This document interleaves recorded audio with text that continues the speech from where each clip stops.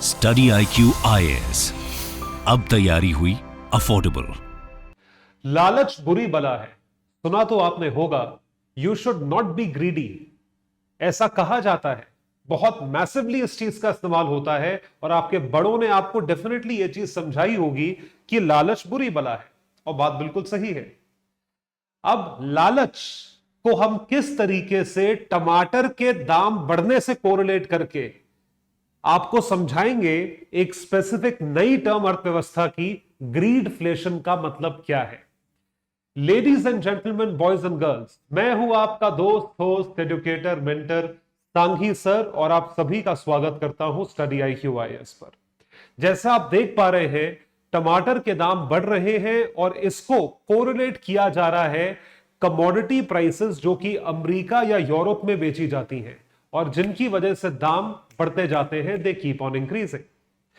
ये PDFs download करने के लिए और मेरे साथ जुड़ने के लिए आप लोगों के लिए एक रामबाण है, और वो रामबाण है यह लिंक ayushsanghi.carrd.co, कार्ड CARRD। आप मेरे साथ इस लिंक पे जुड़ सकते हैं। आपको सारे सोशल मीडिया हैंडल्स का एक्सेस मात्र एक लिंक से मिलेगा, और आप स्पेसिफिकली टेलीग्राम पे जुड़े इसी लिंक के थ्रू, ताकि आप इन PDFs को डाउनलोड कर सके। तो देखा यह गया है, पिछले एक महीने के अंदर, विद इन 1 मंथ, टमाटर के दाम जो हैं वो दुगने हो गए हैं बड़े शहर यानी कि मेट्रो सिटीज में, जैसे कि दिल्ली, बॉम्बे, बेंगलुरु में। ये वर्स्ट हिट स्टेट्स हैं। सबसे खराब प्रदर्शन रहा है टमाटर के दामों में। टमाटर के दाम कुछ शहरों में दुगने और कुछ शहरों में दुगने से ज्यादा हो गए हैं। ऐसा स्पाइक, ऐसा उछाल, ऐसा क्या हो गया टमाटरों में? What happened in tomatoes and what is so strikingly different? जो चीज हुई है, इसका एक बड़ा लॉजिकल एक्सप्लेनेशन निकला। एक ऐसी टर्म जो कि दुनिया में चल पड़ी है पिछले 1 आध 2 सालों में, कोविड के बाद खासकर, जिसको हम कहते हैं ग्रीडफ्लेशन। ग्रीड, लालच, greed plus inflation, greedflation. Discuss detail में करूंगा मैं आपके साथ कि यूएस और यूरोप ने ग्रीडफ्लेशन की वजह से कमोडिटी प्राइसेस में उछाल देखा। तो क्या यही चीज भारत में हुई है, और वो भी टमाटरों के साथ? ऐसा नहीं है। टमाटर के दाम बढ़ने का जो प्राइमरी रीजन यहां पे एक्सप्लोर किया गया, वो क्या था कि भारत में हुआ क्या है। भारत में जो है वो वेदर यानी कि टेम्परेचर खराब रहा, वेदर खराब रहा, बारिश, बेमौसम बरसात हुई, जिसकी वजह से टोमेटोज का यील्ड यानी कि प्रोडक्शन कम रही। जब टोमेटोज की प्रोडक्शन या यील्ड कम रही, इस वजह से डिमांड सप्लाई मिसमैच हुआ। सप्लाई कम है क्योंकि यील्ड कम है, लेकिन डिमांड उतनी ही है। जब डिमांड उतनी है, सप्लाई कम है, तो ऑटोमेटिकली क्या होता है कि प्राइसेस में उछाल आता है, प्राइसेस बढ़ जाते हैं।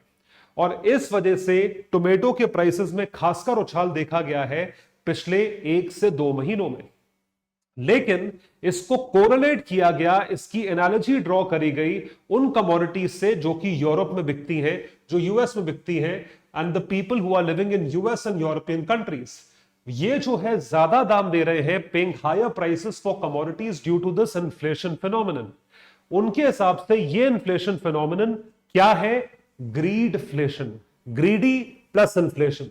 जिसका मतलब है, क्योंकि ये यूएस में और यूके में राइज कर रहा है, primary reason so why prices are being driven up in the country, कि देश में जो है दाम बढ़ाए जा रहे हैं, दे आर इंक्रीजिंग। और ये उछाल थोड़ा बहुत नहीं है, ये बहुत मैसिव क्वांटिटी में देखा गया है।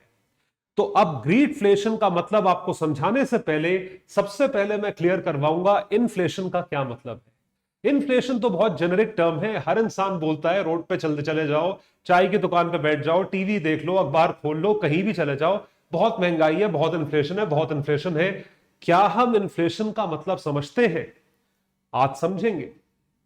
Inflation can be defined as a generic rise in prices of goods and services over a period of time. A consistent rise in prices of goods and services. Consistently rise कर रहे हैं prices, किस चीज के? Goods and services के, over a period of time. आज rise करा, कल नीचे आ गया, उसे इन्फ्लेशन नहीं बोलते। आज आम का सीजन है तो आम जो है वो 150-200 रुपए किलो मिल रहा है, कल आम 50 रुपए किलो मिल रहा है, वो इन्फ्लेशन नहीं है। Consistent rise in prices of goods and services is called as inflation. कि दाम बढ़ा है, अब ये दाम नीचे नहीं आएगा। उसको इन्फ्लेशन कहा जाता है, और वो एक पीरियड ऑफ टाइम 1 साल 2 साल में देखा जाता है। तो इन्फ्लेशन पूरी अर्थव्यवस्था में कैलकुलेट किया जाता है on the basis of certain basket of goods. तो अगर यह कहा जाता है कि भारत में इन्फ्लेशन का रेट 5% चल रहा है, तो आप ये बोलोगे एनुअल बेसिस पे गुड्स एंड सर्विसेज, जो गुड्स एंड सर्विसेज हैं जितने बिकते हैं, उन सब का एवरेज प्राइस जो है वो 5% से बढ़ता है। Inflation is the rate at which the general price level rises. बिल्कुल सही बात है। So it is reported that inflation rate was 5% in June. It means that the general price level of the economy, the general price as measured by a representative basket of goods and services, was 5% more than what it was in June 2022. तो आप देख सकते हैं 2022 जून में 1 kilo सेब 200 रुपए था, आज 210 रुपए है। इसका मतलब 5% महंगाई हुई, इन्फ्लेशन हुआ और दाम बढ़ गया। तो इन्फ्लेशन को जब हम कैटेगरीज में बांटते हैं तो प्राइमरली ब्रॉडली स्पीकिंग 2 कैटेगरीज आती हैं। There are 2 categories. पहली कैटेगरी होती है cost push inflation, cost push, और दूसरी होती है demand pull inflation, demand pull. Cost push, demand pull, ये 2 कैटेगरी या टाइप्स के इन्फ्लेशन होते हैं जो यहां पर लिस्टेड है और मैं आपको समझाऊंगा। सबसे पहले जो है कॉस्ट पुश इन्फ्लेशन, जैसे नाम है कॉस्ट यानी कि दाम, पुश धक्का मारना ऊपर, कॉस्ट पुश इन्फ्लेशन। जब गुड्स एंड सर्विसेज के प्राइस को, किसी भी कमोडिटी की प्राइस को जब कॉस्ट की वजह से धक्का मार के दाम उछाला जाता है या इंक्रीज करा जाता है, उसे कहा जाता है cost push inflation. So prices get pushed up because input cost यानी कि raw material cost, labour cost, rent, factors of production की कॉस्ट बढ़ गई है, उसे हम कहते हैं कॉस्ट पुश इन्फ्लेशन। एग्जाम्पल के लिए मान लीजिए हम जो तेल इंपोर्ट करते हैं, जो ऑयल इंपोर्ट होता है, उस ऑयल का दाम बढ़ गया, 10% बढ़ गया, तो जो बैरल $100 का आता था वो $110 का मिल रहा है। So the prices of oil are up by 10% overnight, then the price level, general price level will be pushed up because energy costs have gone up. Energy cost जो है वो बहुत ज्यादा ऊपर चढ़ गई है। तो ये एनर्जी कॉस्ट जो है, इनपुट है, इससे गुड बनता है, उसका दाम बढ़ा तो प्राइस बढ़ गया, उसको कहते हैं कॉस्ट पुश इन्फ्लेशन।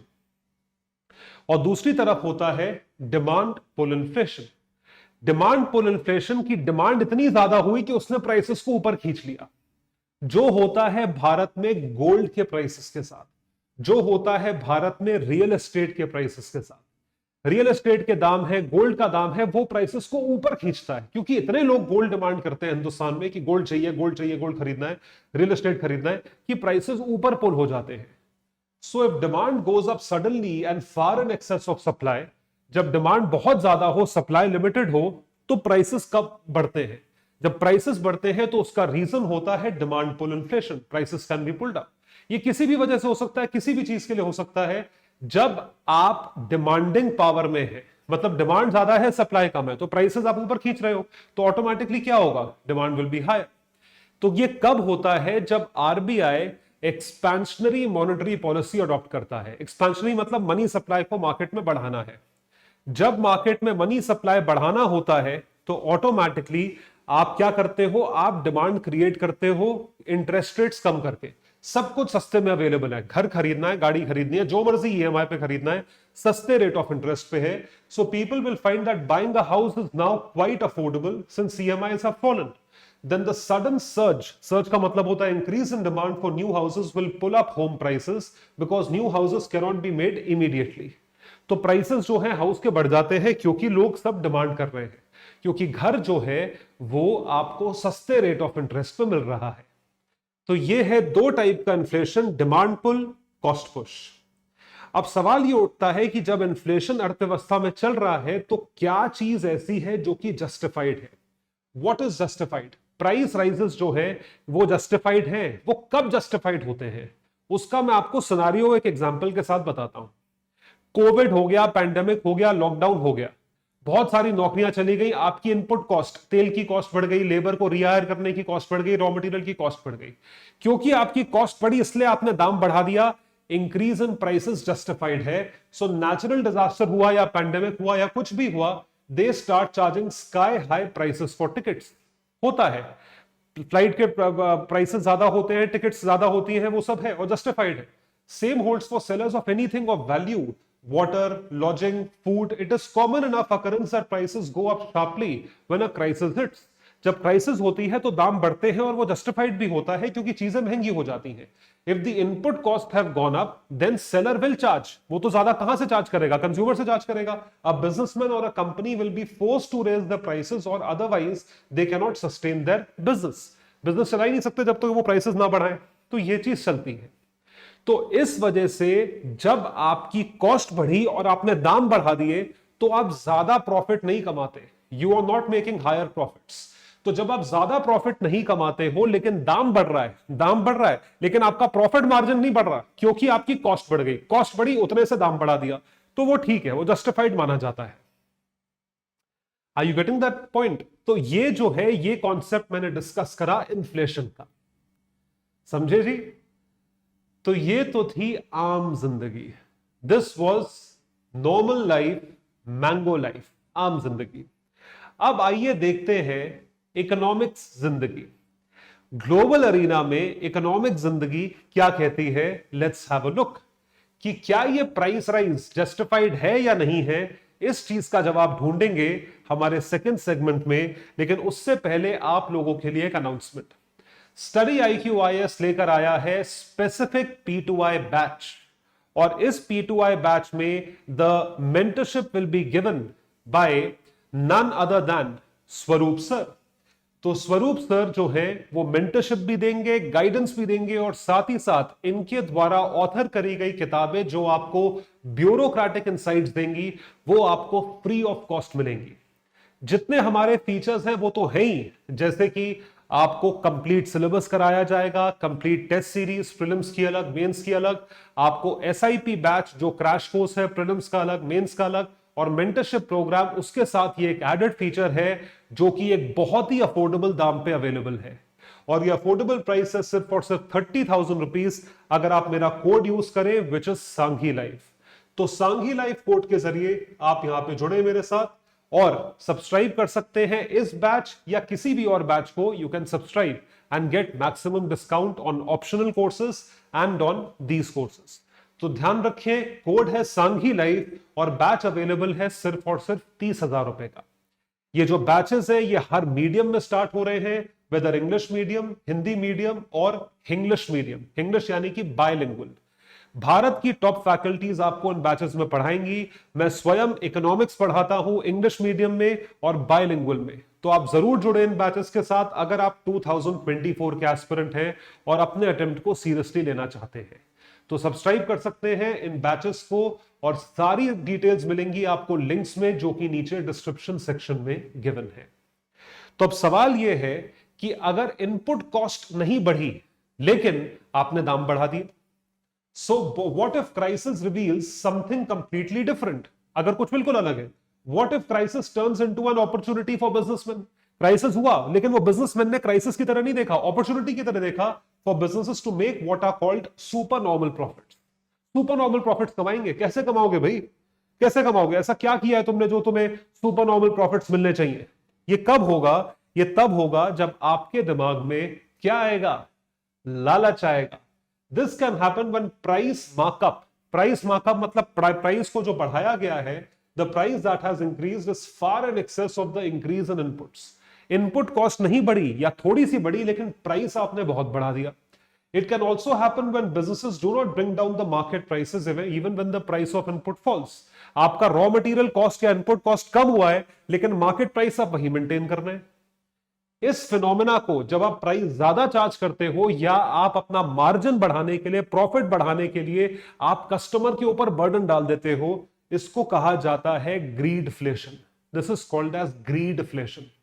आसान भाषा में ग्रीडफ्लेशन का मतलब यह है कि आपकी लागत उतनी ही है, इनपुट कॉस्ट उतनी ही है, लेकिन आपने दाम बढ़ा दिया, या आपकी लागत कम हो गई, आपने दाम उतना ही रखा. Inflation and hike in prices not driven by economic flow but by corporate greed. जो बिजनेसेस है उनके लालच की वजह से प्राइसेस ज्यादा चार्ज करे जाते हैं तो उसे कहा जाता है ग्रीडफ्लेशन. यानी inflation in prices of basic commodities which is driven by companies to increase their profit margins. सिर्फ कंपनीज का फायदा हो रहा है, ना तो लेबर का फायदा हो रहा है, ना कंज्यूमर का फायदा हो रहा है, कंपनीज का प्रॉफिट मार्जिन बढ़ रहा है. तो simply means big corporation squeezing, निचोड़ लेते हैं कस्टमर को, money from customers, by jacking up the prices of goods and services to increase their profit margins. और ये काम इस वक्त सबसे ज्यादा हो रहा है टूरिज्म इंडस्ट्री में, होटल इंडस्ट्री में, ट्रैवल इंडस्ट्री में, खाने पीने की इंडस्ट्री में, कपड़ों की, ऑलमोस्ट सारी इंडस्ट्रीज में ये जो काम है ये हो रहा है.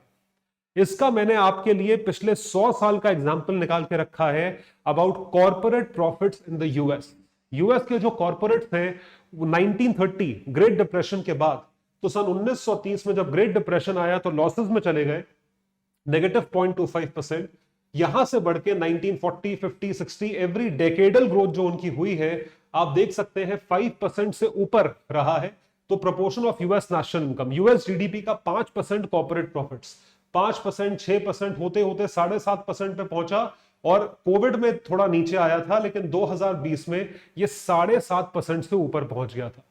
तो ये वाला जो आप पीरियड देख रहे हैं, when you watch this particular period, तो इस पर्टिकुलर पीरियड में ये पता चलता है, you get to know in this particular period कि भैया ऐसा है कि यहां पर ग्रीडफ्लेशन चल रहा है. ये जो प्रॉफिट मार्जिन्स आपके बढ़े हैं, ये ग्रीड यानी लालच की वजह से बढ़े हैं, ये एक्चुअल प्राइसेस के बढ़ने की वजह से नहीं बढ़े हैं. These have not increased.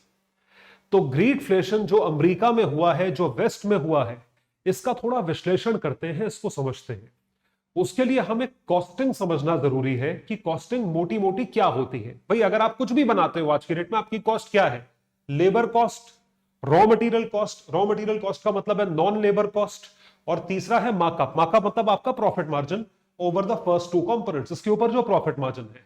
So price of just about everything in the US economy can be broken down into 3 components. और कॉस्ट तो 2 ही है, और तीसरा तो प्रॉफिट मार्जिन है.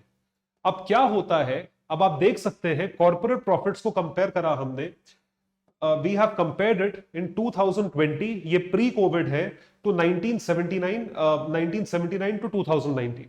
ये 20 साल का जो एवरेज है प्री कोविड, इसे हमने 2020-21 से कंपेयर करा. तो इस टाइम पे अब आप देखिए, ध्यान से देखिए, इस टाइम पे 1979 टू 2019, 30 साल के पीरियड में क्या हो रहा है, आपका जो लेबर कॉस्ट है, यूनिट लेबर कॉस्ट, वो 61% थी. 61%. Non input cost, raw material cost जो थी वो 27% थी. तो बैलेंस जो है वो कॉर्पोरेट प्रॉफिट बचता था 11.4% का. कोविड के बाद पूरी काया पलट हो गई है. कोविड के बाद क्या हुआ, लेबर कॉस्ट जो है वो तो है 8%, 7.98%. ये मशीनरी ऑटोमेशन का इफेक्ट है. रॉ मटेरियल कॉस्ट है 38%, ये बढ़ी है. और कॉर्पोरेट प्रॉफिट है जी 54%. 54% कॉर्पोरेट प्रॉफिट, हद हो गई है. इस पे आप माल बेच रहे हो, you are selling on this particular level. तो 79 to 2019 profits only contributed 11% and growth of labour cost was 60%. लेकिन कोविड-19 रिसेशन के बाद second quarter of 20, over half of this increase, 53.9% can be attributed to fatter profit margins with labor cost contributing less than 8%. अब आप सोच के देखिए, grid नहीं तो और क्या है, लालच नहीं तो और क्या है. पूरी दुनिया में ये चीज है, हिंदुस्तान में भी बहुत मैसिवली चल रही है, बहुत मैसिवली चल रही है. तो आज की डेट में ये चीज पता कैसे चल रही है कि ग्रीडफ्लेशन चल रहा है? भैया सेल्स के नंबर आपके कम है. जो सेल्स के नंबर है कि आपके आज के 2019 में मान लीजिए आपने 1 लाख यूनिट्स बेचे, 1 लाख यूनिट बेचे. 2023 में भी आपने 1 लाख यूनिट बेचे, लेकिन अभी आपका प्रॉफिट मार्जिन ज्यादा है. Your profit margin is more. आपकी सेल्स कम है लेकिन प्रॉफिट्स बहुत ज्यादा है, क्योंकि आपने सेम सेल प्राइस पे प्राइसेस बहुत ज्यादा इन्फ्लेट कर दिए, इंक्रीज कर दिए. Almost all big companies have now published the first quarter results. ये पता चल रहा है स्टॉक मार्केट की कंपनीज से पूरी दुनिया में कॉर्पोरेट प्रॉफिट्स खूब राइज कर रहे हैं. कंपनीज के Q3, Q4, क्वार्टर 3, क्वार्टर 4 के रिजल्ट्स इतने ज्यादा हैं. भैया तुम्हारी सेल तो गिरी है, तुम्हारे प्रॉफिट्स इतने ज्यादा हो रहे हैं, कैसे हो रहे हैं? How is that happening? तो स्टॉक्स यूरोप 600 और ईपीएस, अर्निंग पर शेयर, जो उनको लगा था 2.1% होगी, ये हो गई 18%. It was 18%. Whether it is Abercrombie and Fitch, ये एक ब्रांड है, प्रॉक्टर एंड गैम्बल का नाम आपने सुना होगा, कोका कोला, रायन, ये सारे के सारे net profits continue to so despite tepid sales number. Number of aircrafts कम हो गए, लेकिन आपकी सेल्स बढ़ रही है. आपकी सेल्स की अमाउंट बढ़ रही है, कैसे बढ़ रही है? क्योंकि आप इतना ओवरचार्ज कर रहे हो। इसको कहा गया है ओवर हीटिंग ऑफ इकोनॉमी। ये जो सज्जन आप देख रहे हैं, इनका नाम है जॉश बिवंस। इन्होंने क्या कहा? That economy is overheating, मतलब पूरी अर्थव्यवस्था में पैसा फ्लश कर रहा है, it is flushed with money and people are throwing money on everything. मेरे हिसाब से people are not throwing, people don't have a choice. भाई मुझे यहां से कहीं जाना है, 2 घंटे में पहुंचना है, मैं फ्लाइट लूंगा। आप फ्लाइट टिकट तुम 4000 की जगह 6000 की बेचोगे तो मुझे लेनी पड़ेगी, मेरी मजबूरी है, क्योंकि सब सारी की सारे एयरलाइंस उतनी ही महंगी बेच रहे हैं। सो इकोनॉमिक पॉलिसी इंस्टीट्यूट का यह कहना है कि that it is high inflation. ले दे के आप कस्टमर को निचोड़ के उससे सारा का सारा पैसा ऐंठना चाह रहे हो और अपने कॉर्पोरेट मार्जिन्स, अपने कॉर्पोरेट प्रॉफिट के मार्जिन्स जो हैं वो आप बढ़ाना चाह रहे हैं। अपनी रोटियां सेक रहे हैं आप जबरदस्ती तरीके से गरीब जनता के या उस जनता की पॉकेट से जो बेचारे टैक्सेस भी भरते हैं, उसके बाद तुम्हें ये पैसा भी खर्च करके दे रहे हैं। दिस इज नॉट फेयर, ये फेयर नहीं है। तो क्या इस प्रॉब्लम का कोई सोल्यूशन है? जरा सोच के बताओ, कमेंट सेक्शन में लिखकर बताओ, is there any solution to this problem? This is what we need to understand. तो सोल्यूशन सबसे बड़ा यह है कि जितने भी कॉर्पोरेट्स हैं, जितनी भी कंपनीज है जो इतने ज्यादा मार्जिन दिखा रही हैं, इन हेवी मार्जिन को कहा जा रहा है विंडफॉल प्रॉफिट्स।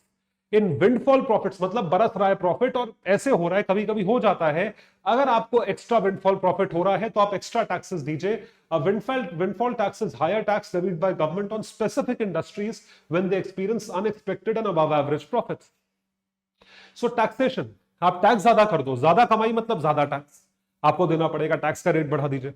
दूसरा है लॉ, प्राइस गॉजिंग हो रही है, आप जो मर्जी दाम जो मन में आता है वो आप चार्ज करते हो, इसको रोकिए, इसके अगेंस्ट लॉ लाइए।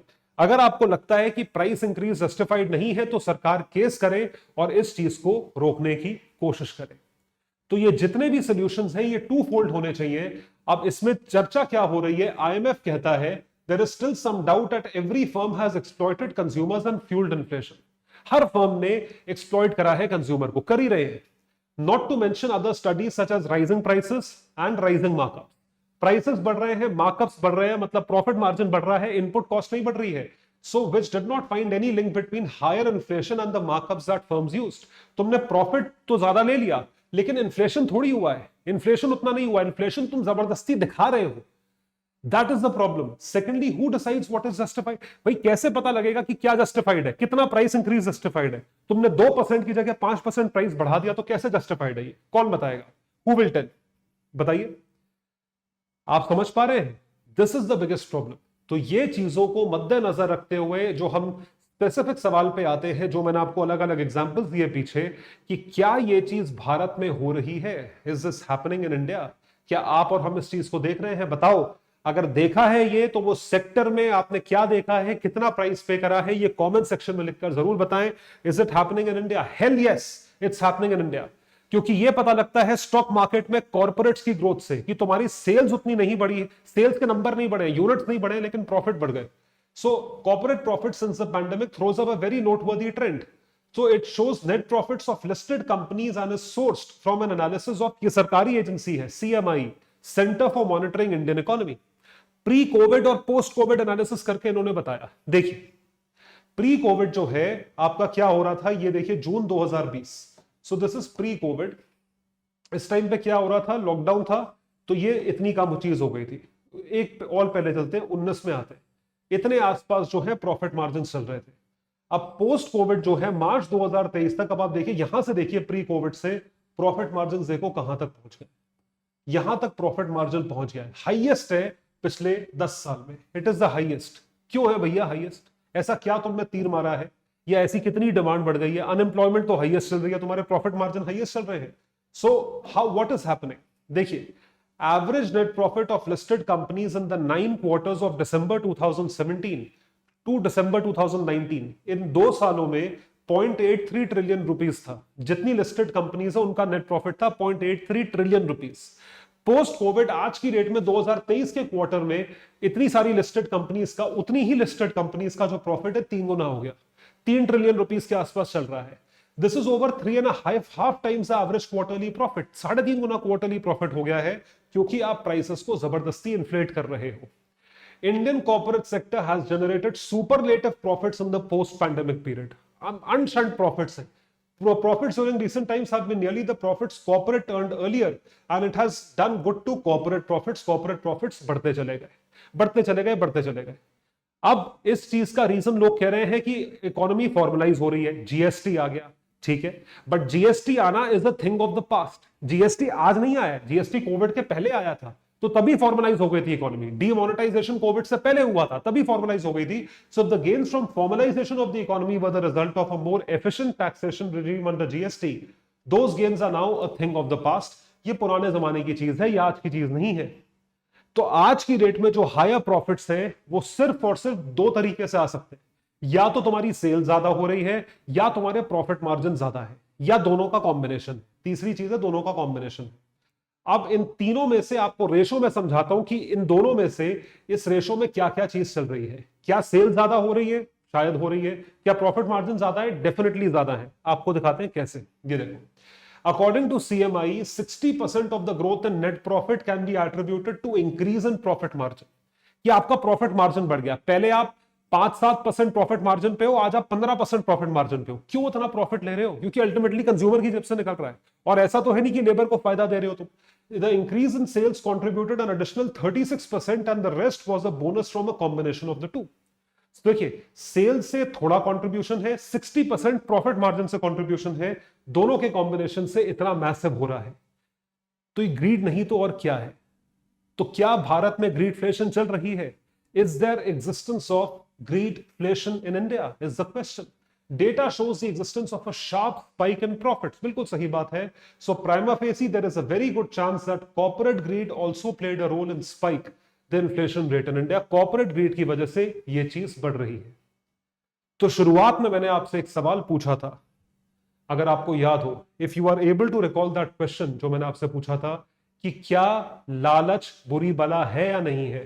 अब पूछता हूं, क्या भारत में एक ऑर्गेनाइज्ड तरीके से लूट चल रही है या नहीं चल रही है?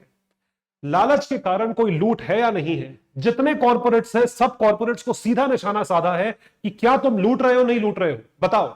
और आप सभी जो इसका शिकार हुए हैं, कमेंट सेक्शन में लिखकर बताएं क्या आपके साथ ऐसा कभी हुआ है या नहीं हुआ है। That would be all. जरूर इस बारे में सोचें, वीडियो को ज्यादा से ज्यादा शेयर करें, और जरूर बताएं कि आप और किन टॉपिक्स पे वीडियोस देखना चाहते हैं। Thank you so much everyone. Bye. Take care and all the best.